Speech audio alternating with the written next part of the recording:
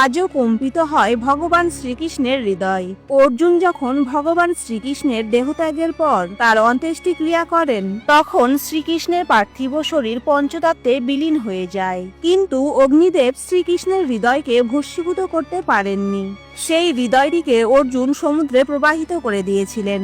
এই হৃদয়টি সমুদ্রে ভাসতে ভাসতে উড়িষ্যার অবন্তী নগরে এসে পৌঁছায়। কথিত আছে, তৎকালীন রাজা ইন্দ্রদুম্ন ভগবান বিষ্ণুর স্বপ্নাদেশ পান যে উপকূলে এক বিশেষ কাষ্ঠের ভিতর তিনি রয়েছেন। রাজা ইন্দ্রদুম্ন স্বপ্নে দেখা সেই স্থানে গিয়ে দেখেন সত্যিই সেখানে এক বিশাল চমৎকারী কাঠ ভাসতে ভাসতে আসছে। রাজা ইন্দ্রদুম্ন শবরদের দলনেতা বিশ্ব বসুর সাহায্য নিয়ে এই বিশাল কাঠটিকে মহলে নিয়ে যান। কাঠটিকে স্পর্শ করা মাত্রই রাজা ইন্দ্রদুম্ন এক অদ্ভুত শক্তি অনুভব করেন। এরপর রাজার নির্দেশে রাজ্যের বহু কারিগর সেই কাঠ থেকে মূর্তি নির্মাণের চেষ্টা করেন, কিন্তু সকলেই ব্যর্থ হন।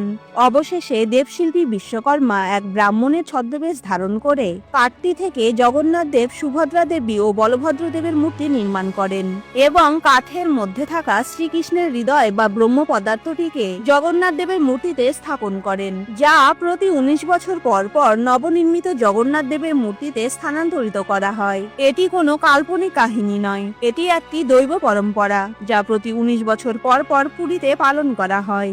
এই বস্তু এতটাই রহস্যময়ী যে এর সাথে জড়িত সমস্ত তথ্য সকলের থেকে লুকিয়ে রাখা হয়। শুধুমাত্র কিছু পূজারী এর আসল প্রকৃতি সম্পর্কে অবগত। এই বিধি নিজের হাতে সম্পন্ন করেছেন এমন একজন পুরোহিত তার এই অলৌকিক চমৎকারী অভিজ্ঞতার কথা জানিয়েছেন। যখন তিনি পুরনো মূর্তি থেকে নতুন মূর্তিতে ব্রহ্ম পদার্থ স্থানান্তরিত করছিলেন, তখন তার মনে হয়েছিল তিনি যেন তার হাতে কোনো জীবিত প্রাণী, যেটি কিনা লাফালাফি করছে এমন কিছু একটা ধরে আছেন। যদিও তার চোখ বাঁধা ছিল, তবুও তিনি সহজেই তা অনুভব করতে পেরেছিলেন। তার মতে তিনি যেন কোনো জীবন্ত খরগোশকে হাতে ধরেছেন। এই বিষয়ে সেভাবে কোনো লিখিত গ্রন্থ কিংবা স্পষ্ট কোনো প্রমাণ পাওয়া যায় না, তবে মনে করা হয় এই বস্তু অনেক দিব্য ও পবিত্র শক্তিতে পরিপূর্ণ, যেটি একটি অদৃশ্য শক্তির দ্বারা স্পন্দিত হয়।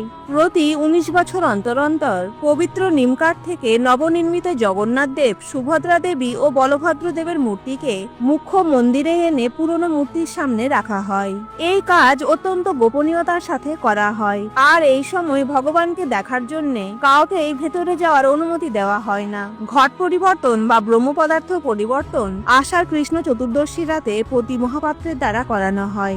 জরা নামক এক শিকারী আষাঢ় মাসের কৃষ্ণ চতুর্দশীর দিন ভুল করে শ্রীকৃষ্ণের চরণ কমলে বাণ চালিয়েছিলেন। বলা হয় সেই কারণে নবকলেবর উৎসব আষাঢ় মাসের কৃষ্ণ চতুর্দশীতে পালন করা হয়। সাধারণত প্রতি মহাপাত্রদের মধ্যে সবচেয়ে অভিজ্ঞ 3 জন বয়স্ক ব্যক্তি এই রহস্যময় ব্রহ্ম পদার্থ স্থানান্তরের গুপ্ত বিধি পালন করেন। এই মহান পরিবর্তনের অধিকার কেবল দৈত্যপতিদের দেয়া হয়, কারণ তাদের শবর জাতির বংশধর মনে করা হয়, যারা নীলমাধব অর্থাৎ ভগবান জগন্নাথের প্রথম উপাসক ছিলেন। এই প্রক্রিয়াটি রথযাত্রা উৎসবে 3 দিন আগে পালন করা হয়। তবে ব্রহ্ম পদার্থ পরিবর্তনের আগে কয়েকটি গুরুত্বপূর্ণ নিয়ম পুরোহিতদের পালন করতেই হয়। যেমন 3 দেবতার জন্য নির্ধারিত 3 পুরোহিতের চোখ বাঁধা থাকবে। ব্রহ্ম পদার্থ পরিবর্তনের সময় প্রতি মুহূর্তে তাদের নিজেদের হাতে জগন্নাথ দেবের কাপড়ের টুকরো বেঁধে রাখতে হয়। তারা সারাদিন মন্দিরে উপবাস করে একাগ্র মনে ধ্যান করেন। এরপর গভীর রাতে মৌন থেকে পুরোপুরি নিস্তব্ধ পরিবেশে ব্রহ্ম পদার্থের স্থানান্তরণ করেন। এই বিশেষ প্রক্রিয়ার সময় পুরনো দেবতাদের বিশেষ ভোগ দেয়া হয়, যেটি পুরনো মূর্তিগুলির শেষ ভোগ। এরপর পুরনো দেবতার ব্রহ্ম পদার্থ নতুন দেবতার শরীরে স্থানান্তরিত করা হয়। একবার ব্রহ্ম পদার্থ বের করে নেওয়ার পর সেই মূর্তিকে মৃত বলে মনে করা হয়। এরপর পুরনো মূর্তিগুলিকে নিয়ে গিয়ে কৈলি বৈকুণ্ঠের ভিতর এক গর্তে পুঁতে দেওয়া হয়। এই প্রক্রিয়াকে পাতালি বলা হয়। প্রত্যেক নবকলেবরে একই স্থানে পুরনো মূর্তিদের পুঁতে রাখা হয়, কিন্তু আশ্চর্যের বিষয়, আগে পুঁতে রাখা মূর্তির অবশেষ পরের বার আর খুঁজে পাওয়া যায় না, যেটি ভগবানের এক অলৌকিক চমৎকার। এই সময় শুধু যে শ্রীমন্দিরে অন্ধকার রাখা হয় তা নয়, পুরো পুরী শহরের ইলেকট্রিসিটি কেটে দেওয়া হয়। মন্দির থেকেও সমস্ত সিসিটিভি সেদিন সরিয়ে নেওয়া হয়।